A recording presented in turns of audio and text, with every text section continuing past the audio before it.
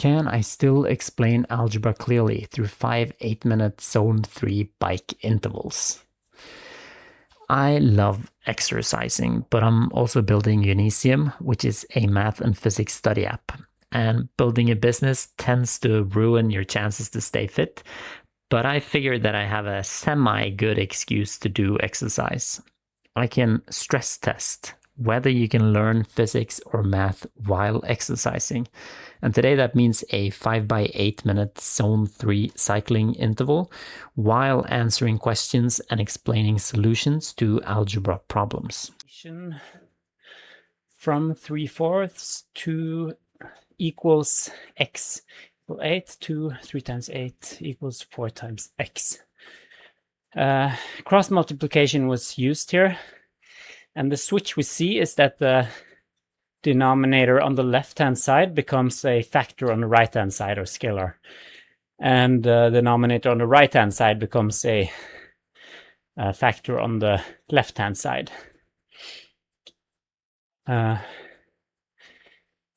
So we have basically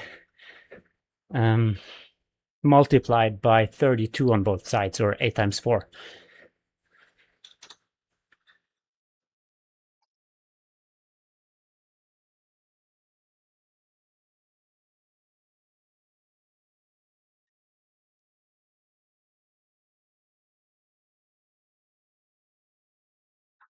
Medium. You wrote the fraction incorrectly as a typo. Yeah. It's a bit strict, saying we have basically multiplied by 32 on both sides. It's imprecise. I did say it is the product of the denominators. 4 times 8, but not explicitly, though. Yeah. It's okay.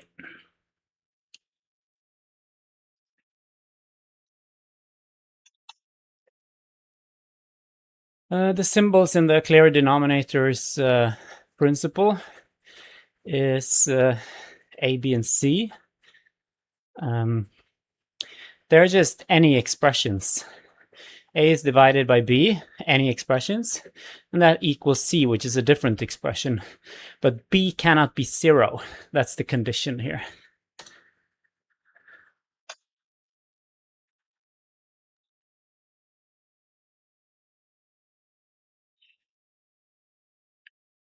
Medium again.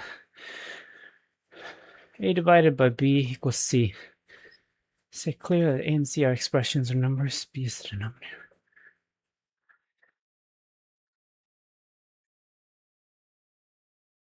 Okay.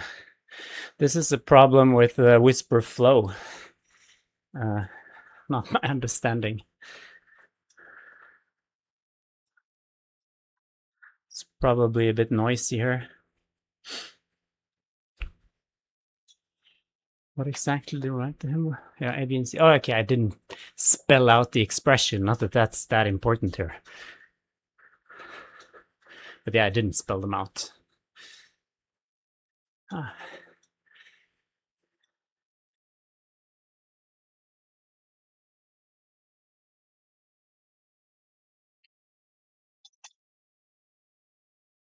What kind of algebraic change does the distributive property allow? It allows you to distribute the contents of a parenthesis into as many expressions as are inside the parenthesis. So you multiply the outside scalar or expression with each of the inside terms so that you distribute the contents of the parenthesis into expressions, the number of expressions. So there's basically just one expression on the left-hand side, and there are 2 on the right-hand side, because there were 2 inside expressions in the parenthesis.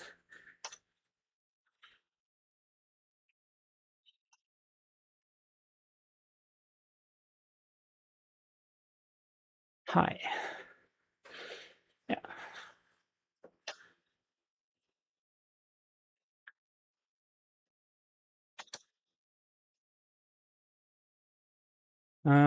What does each symbol in the additive inequality represent? we have A less than B. So that crocodile sign facing to the right means that the left-hand side is less than the right-hand side. And then we have the right-facing arrow, which implies that A plus C is less than B plus C. So that if you add the same expression to both sides of an inequality, you preserve the inequality. Add or subtract.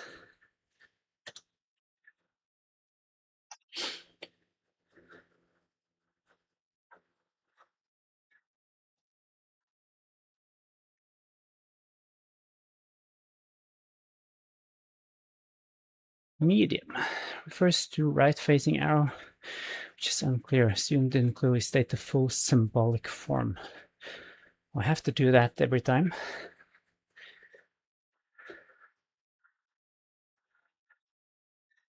Full symbolic statement.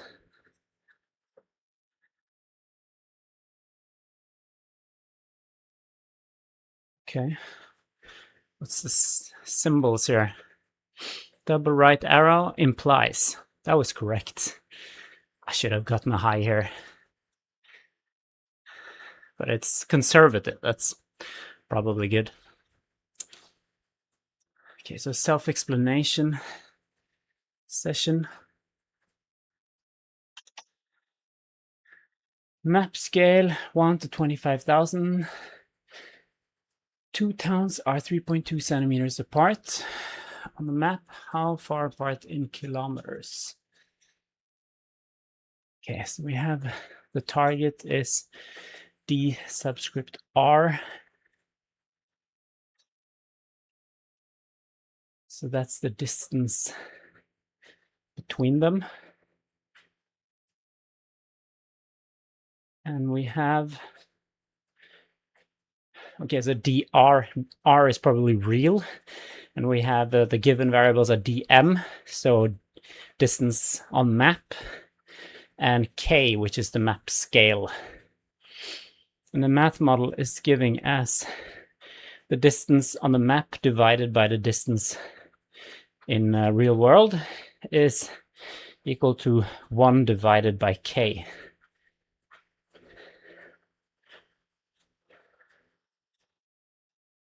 Yeah, so the k is probably 25,000 here. So not 1 divided by 25,000.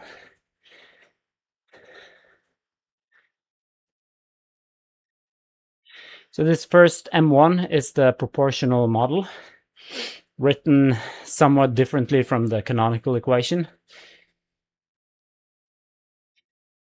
You could say that d real is equal to d map times k, which would be the canonical equation, and which is what is in the P1 step, where we have multiplied by dr and k on both sides.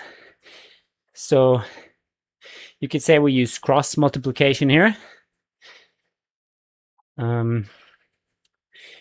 Or you could say that we use the multiplicative equality principle, that you can multiply by the same on both sides and preserve equality, and the multiplicative inverse, which means that you can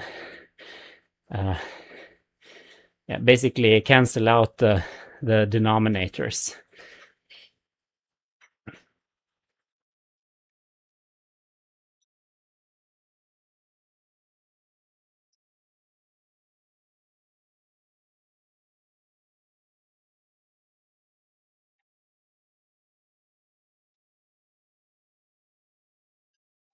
Could more explicitly state the defining meaning of the scale. 1 centimeter on a map corresponds to k centimeters in reality. Yeah.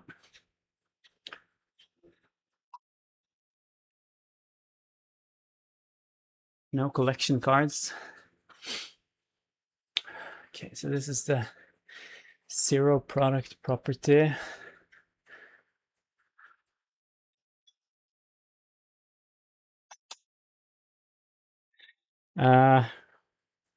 This is the zero product property, And we know this applies or was applied because the two expressions in the parentheses on the left-hand side, they equal each other. They are multiplied by each other, I mean, and they equal 0. So one of the two terms on the left-hand side has to equal 0. And that's exactly what's meant by this principle. So we have x minus 3 equals 0, or x plus 2 equals 0.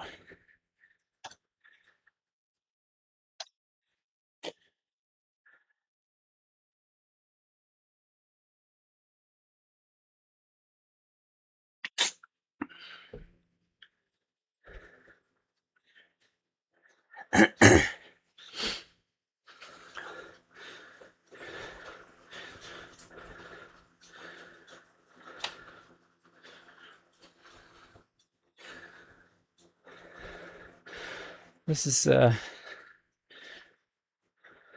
problem. Solve x minus 6 times x plus 4 equals 0. Give the positive value of x.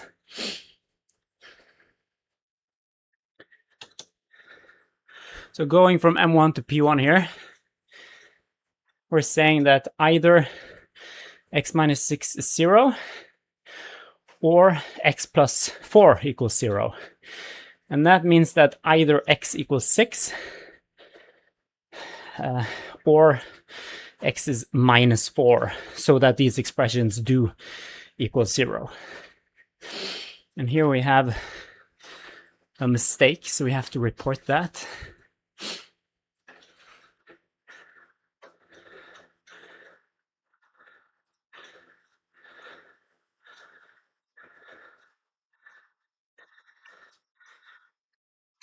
Wrong latex rendering in P1.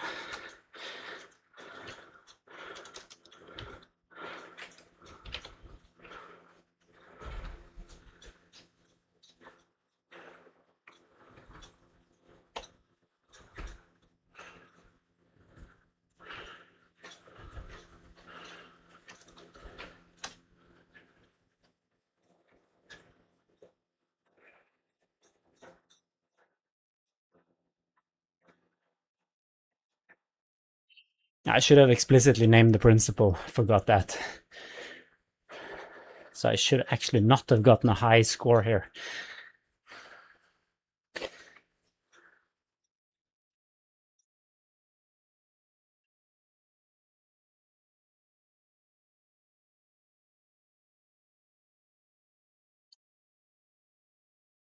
Solve x minus 3 times x minus 8 equals 0. Give the smaller exact value of x.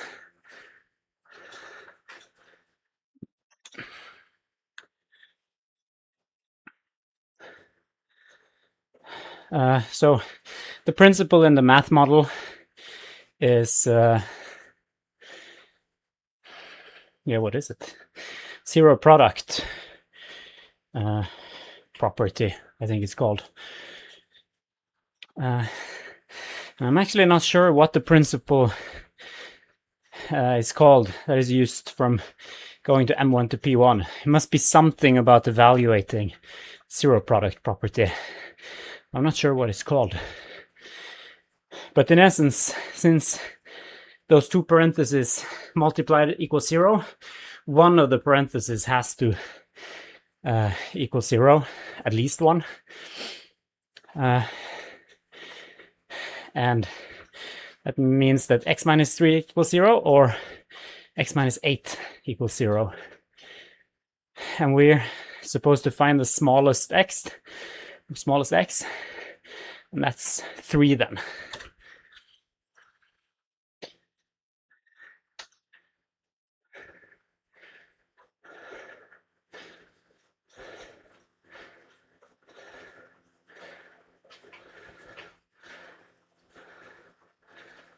Got high again.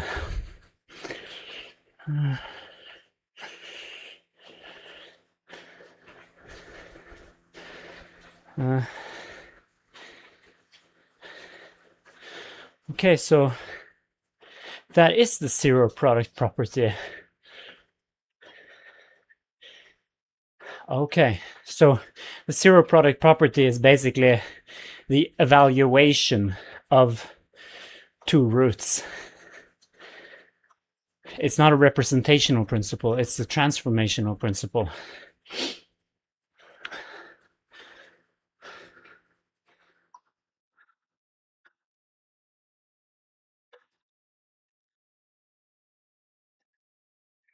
Solve for n plus 7 less than or equal to 31.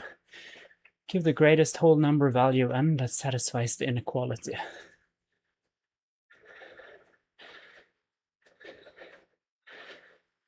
Okay, so we have the model given in the problem statement. In going from M1 to P1, we are subtracting 7 from both sides using the additive inequality principle. So we preserve equality and remove 7 from the left-hand side and subtract 7 from the right-hand side. Implicitly using the additive inverse basically on both sides. And in going from P1 to P2, we're using the multiplicative inequality principle.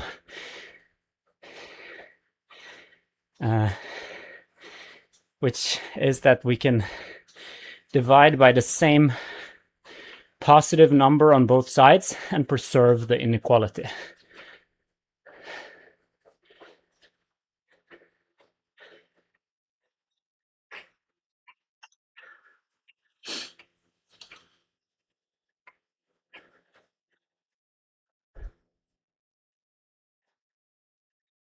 What?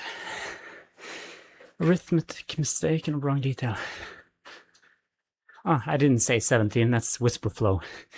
The right side should become 24. Saying you preserve it. I said inequality, so this is a mistake from whisper flow again. I didn't explicitly state the divisor, that's true. This is strict, but okay. I'm gonna get a new chance.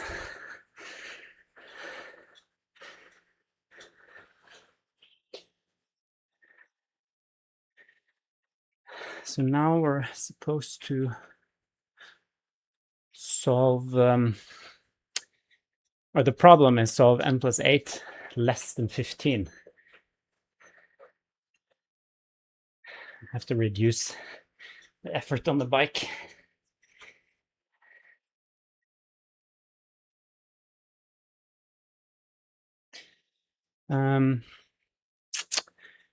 Yeah, solve n plus 8 less than 15, give the largest whole number value of n that satisfies the inequality. Yeah, so we have the math model from the problem statement. In going from M1 to P1, we are subtracting 8 from both sides using the additive inequality principle. So the additive inverse makes it so that the 8 is removed from the left-hand side, and we get 15 minus 8 equals 7 on the right-hand side. And then we have n, which is less than 7. The largest whole number of n that satisfies the inequality is n equals 6.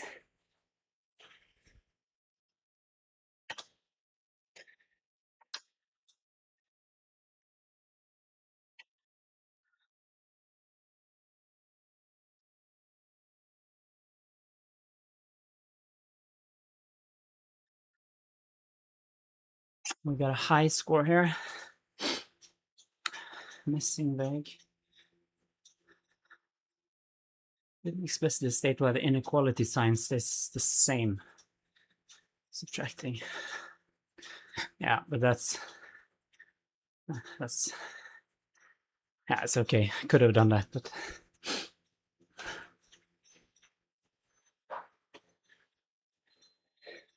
okay, we have to increase the wattage here. It's difficult to hold up when studying. The point is to have the heart rate elevated.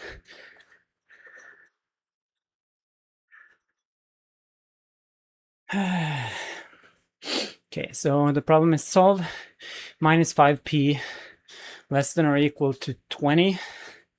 Give the least exact value of p to satisfy the inequality.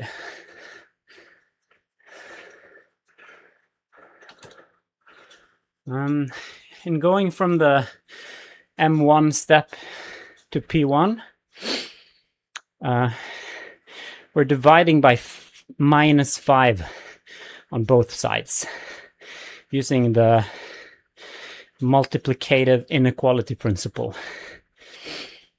And since we're dividing by minus 5 on both sides, we switch the signs.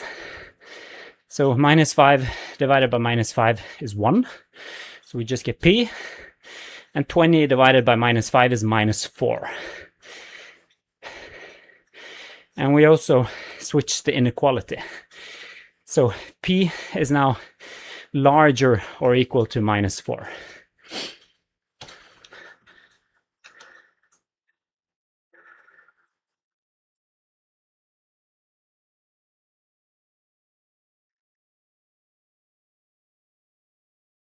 Low. Arithmetic and finance are incorrect. Student miscomputed the quotient and the direction after the division.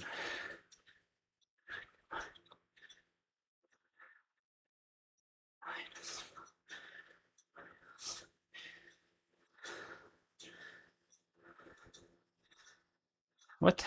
That's exactly what I said.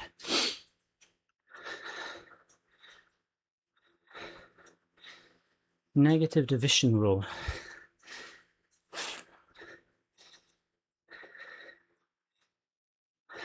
Yeah. Negative division rule. Okay.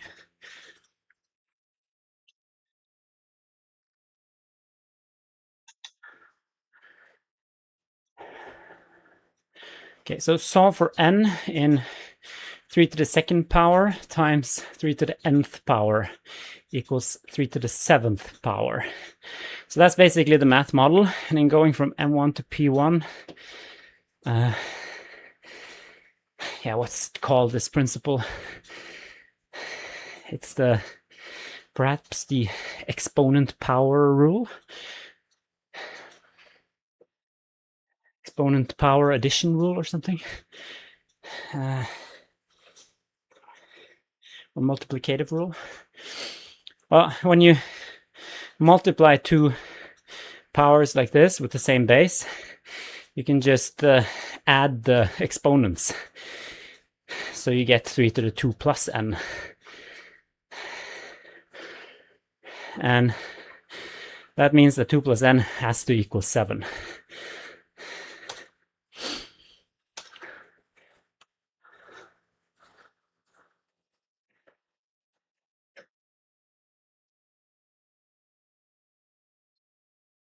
Okay, I got a high exponent rule. Maybe it's just the exponent rule. Actually can't remember.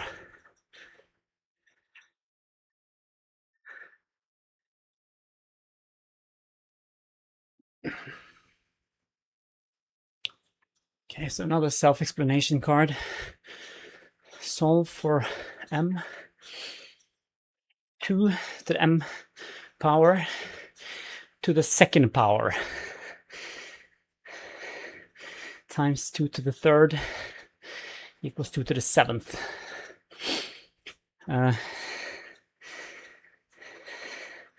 So we have the math model given. In going to P1 from M1,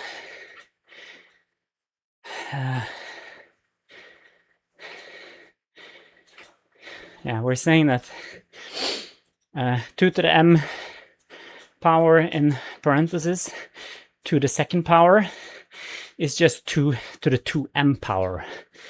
I'm not really sure about the name of this principle, but it's exponent power rule, maybe. I'm not sure. But since we have the rule from the exponent rule, 2m plus 3 has to equal 2 to the 7th. That's P3. And going to from P1 to P2, I think it's just the exponent rule. That when you have the same base, you can add the exponents together. So you get 2 to the 2m plus 3 power. And then you have that 2m plus 3 equals 7.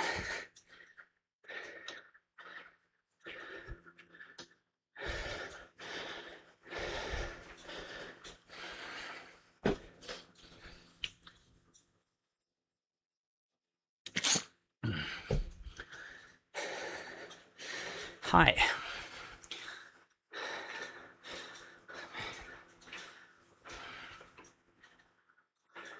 I think I mentioned that the bases are the same. No collection card.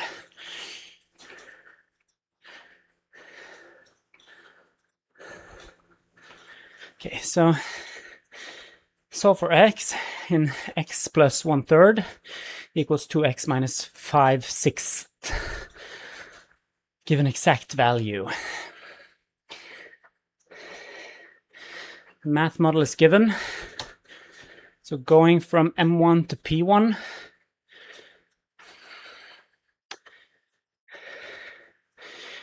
we're using the least common denominator to get rid of the denominators.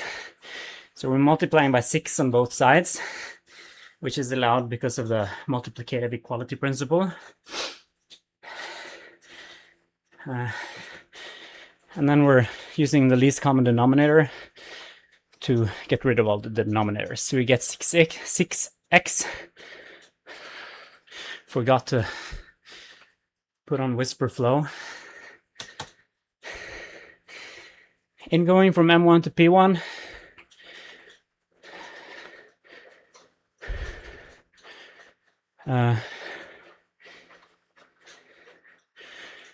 we're going from, or we're multiplying by 6 on both sides, which is the least common denominator for the terms. We have two denominators, 3 and 6, and the least common denominator for those are 6. And we're then also using the multiplicative equality principle, that we can multiply by the same term on both sides and keep the equality, so long as we don't divide by 0 or multiply by some number over 0.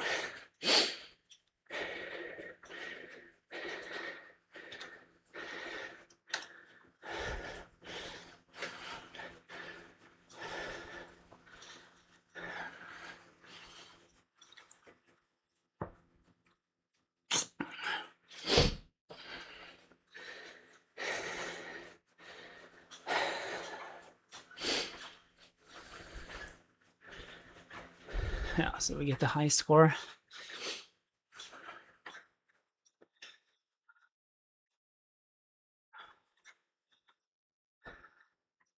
Yeah.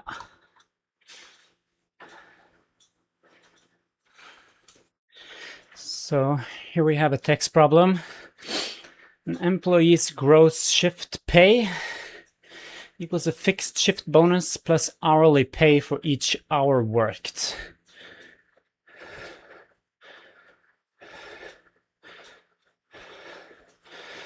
Okay, let N be the gross pay in Norwegian kroner. A is the fixed shift bonus. Okay, so it's just a shift bonus no matter how many hours you do. M1 says that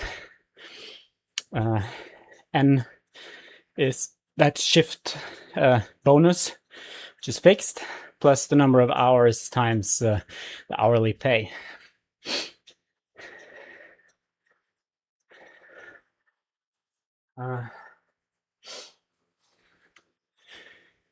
C, the parking cost in Norwegian kroner, and P, the parking cost in Norwegian kroner. Parking cost is proportional to the number of hours worked. So this is M2. Parking cost equals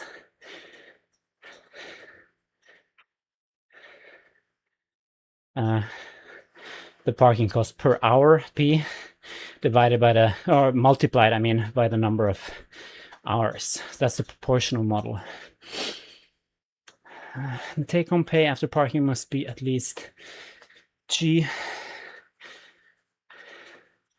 equals 1,030 Norwegian kroner. Find the smallest whole number value of the shift bonus A that meets this requirement. Okay, so the gross pay minus the cost must be larger than or equal to G. I didn't really capture why, but I suspect that that's like what the person getting paid has as a minimum pay to feel like it's worth it.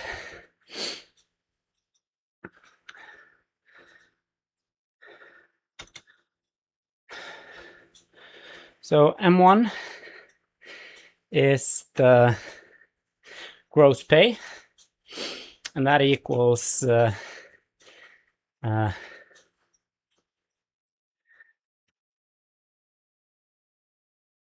fixed shift bonus, which is the same no matter the hours, plus the hourly rate, R, times the hours worked. So this is the linear model.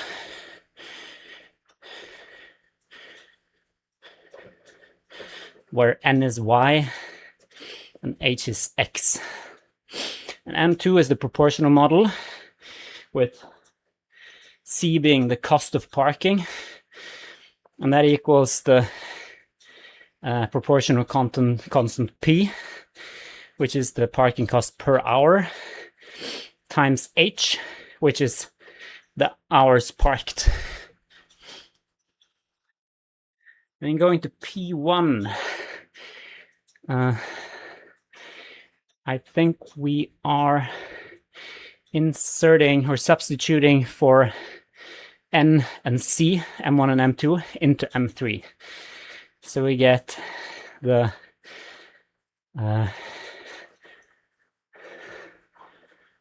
gross pay, A plus RH, minus the cost, which has not, we haven't substituted for C yet. And this is still larger than or equal to G, which is the minimum take-home pay.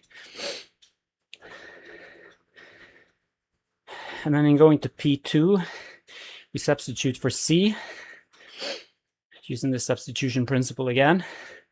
And then going to P3, we subtract RH and pH from both sides using the additive equality principle, or inequality principle, because this is an inequality. So you can subtract the same from both sides and preserve the inequality. And then you have that A must be larger than or equal to the take-home pay minus the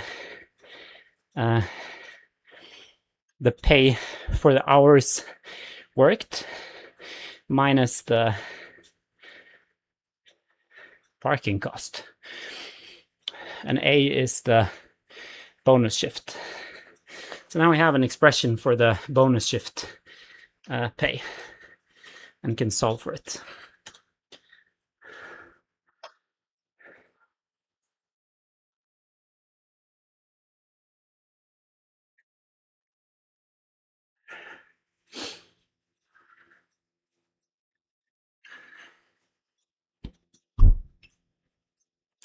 That was water. I want sugar.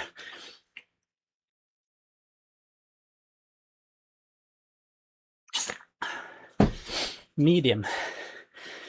I'm precise about the operation.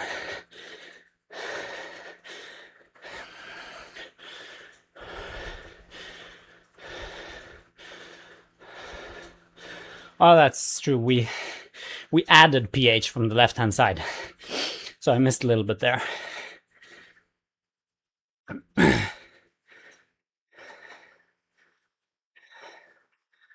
Yeah, so it's a small error in the sign there. I got a collection card.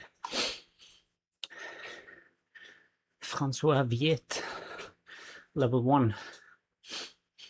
I think I have that one from before.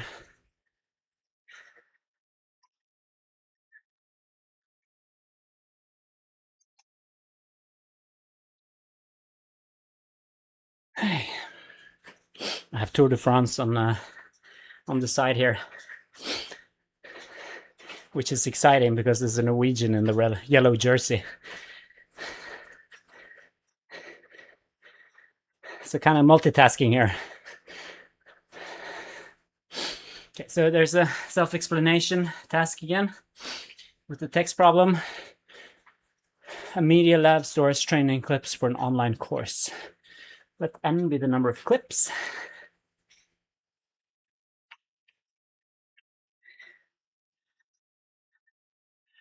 D, the total score data in gigabytes.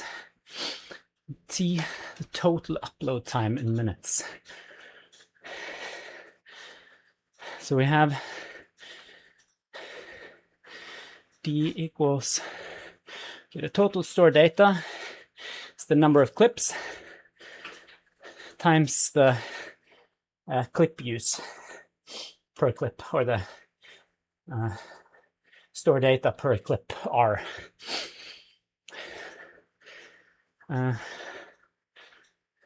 So relevant to this, I guess. And then we have the total upload time, which is equal to P, which is the minutes per gigabyte, 4 minutes. And that's multiplied by the total stored data.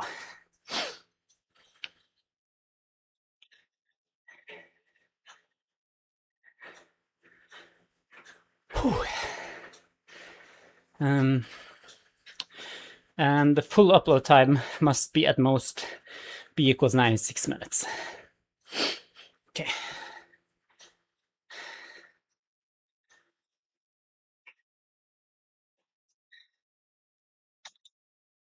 So M1 is the proportional model, with the total stored data being equal to stored data per clip, R, times the number of clips, N, where D is Y, R is the proportional constant, and N is X from the canonical equation. M2 is also the proportional model, where the upload time is equal to the stored data, the number of minutes per gigabyte, so that's 4 minutes per gigabyte, times the total stored data. And T must be less than or equal to B. So in P1, we have substituted for small p and small d. No, we haven't done that. We have substituted for D, putting in Rn. Yeah, so T equals P Rn. So substitute for D in M1 into D in M2. And then we've substituted for that t into m3, so that Prn is less than or equal to b.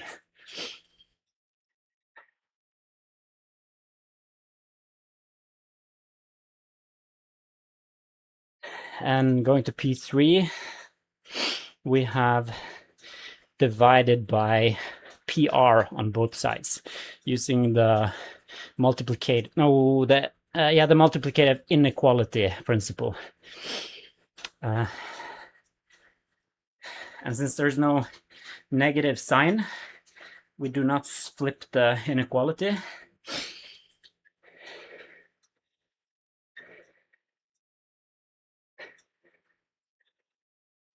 And we have the expression for n. And we just need to plug in the numbers to get what n is the greatest whole number that meets the limit.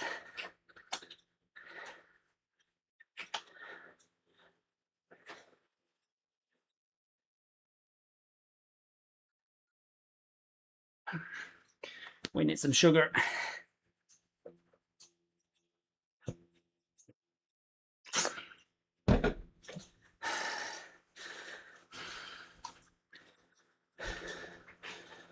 Another card. René Descartes, 4 copies, level 1.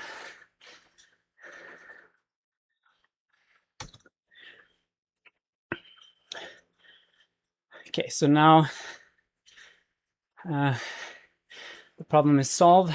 X divided by 2 plus x divided by 3 equals 5. Give an exact value of x. That's the math model.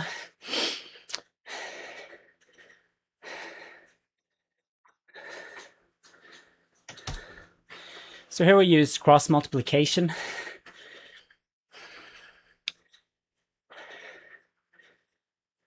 No, that's not true. We use we use the least common denominator.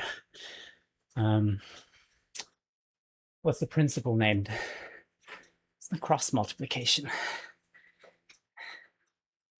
In essence, we're doing the multiplicative equality, where we multiply by 6 on both sides, because 6 is the least common denominator of 2 and 3. So we get rid of the denominators on the left and get 6x divided by 2, which is 3x, and 6x divided by 3, which is 2x, and 5 times 6 is 30. So we get 3x plus 2x equals 30. The name of the principle, I can't remember.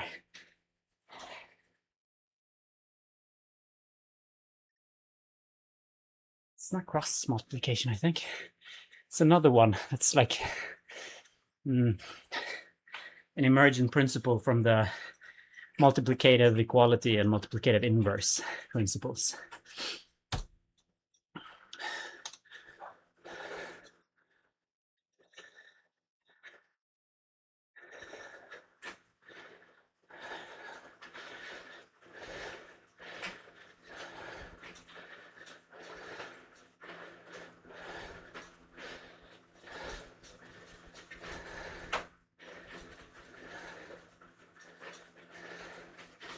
Clear denominators, I think, is the principle. I should get the AI to give feedback on principal names when they're not mentioned.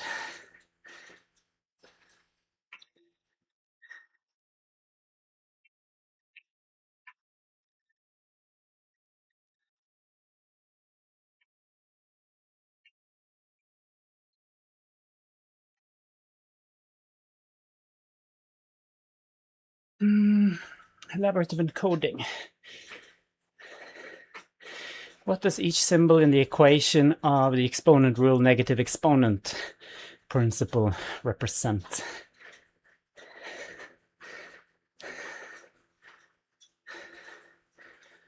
We have a, which is any expression, and we have the exponent minus n. Minus just flips the sign of whatever's in n. If it's positive, it's negative, and if it's negative, it's positive. And n is just some number, and that's the exponent. And this is equals, this equals, so the equal sign just means equals 1 divided by a to the nth power, where n is the exponent. So basically we're saying that a to the minus nth power is the same as 1 over a to the nth power.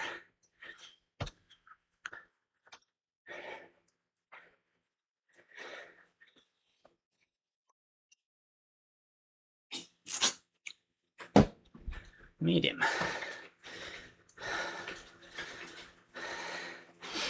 Misleading. Negative sign makes the exponent negative, meaning take a reciprocal. Oh, yeah. I was kind of riffing there. I'm gonna stay with a is. I said it was any expression. Oh, okay, it was not included by whisper flow. I probably didn't wait enough before starting to talk.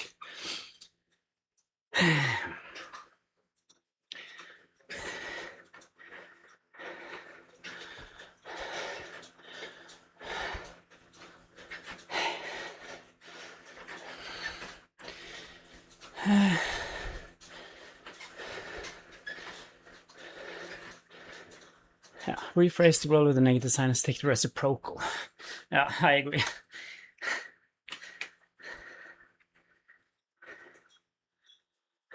So another elaborative encoding session. What does each symbol in the equation of the exponential model represent? Guess y is just a dependent variable, and equals, it's supposed to be a scalar, I think, a, but it could be any term, well, any expression, times b to the xth power. So b is any expression, I suppose, and x is the exponent of b.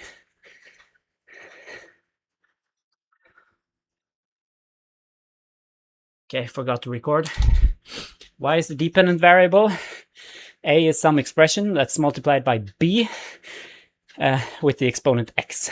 So b to the xth power. And x is then the independent variable.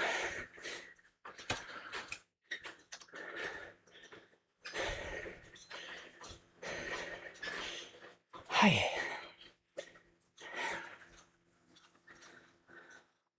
Low. You treated a as the dependent variable. I did not do that. You didn't name the dependent variable, usually y. Maybe I forgot after I re-recorded. There's some... Oh, okay. Why is a the dependent variable? Okay, there are some errors with whisper flow here. Struggling with the math.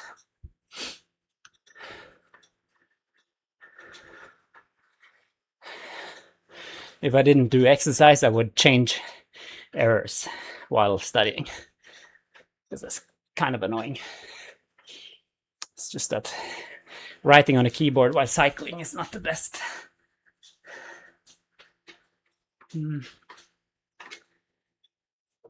Okay, so solve minus 3n plus 8 is larger than minus 7. If I give the greatest whole number value of n that satisfies the inequality. So we have the math model given in the problem statement. And in going to P1, we subtract 8 from both sides. And in going from P1 to P2, we divide by minus 3 on both sides. That flips the inequality, since we divide by a negative number. And the multiplicative inverse is used to remove the minus 3. So we have left n on the left-hand side. And minus 15 divided by minus 3 is 5. So then we have n less than 5. Yeah, so we use the multiplicative inequality principle here. Multiplying by the same negative number on both sides flips the inequality.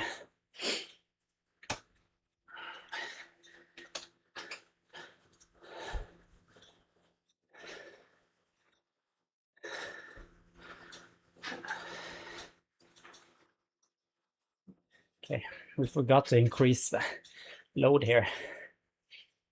Maybe we should try to do a little heavier bout this last interval.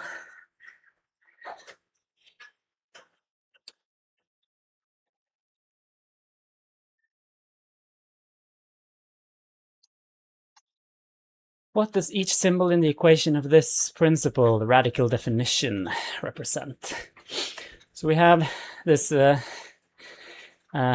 root signal, the check mark, which is the square root. And that's the square root of x. X is the dependent variable here. And the square root of x equals y, which is the independent variable. And we have this two-sided arrow, which means if and only if. Y squared equal x. And y and x are any expressions here, I suppose. And this upside down v, I think that's and. I'm not sure. I think it's and. Y larger than or equal to 0. Yeah, it must be and. So then we have explained all the symbols.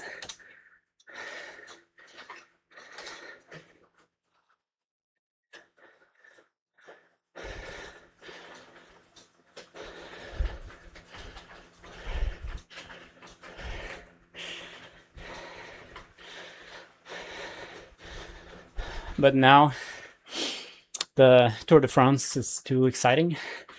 So the last 7 minutes of this interval it's going to be just me watching Tour de France. Overall, this worked better than I expected.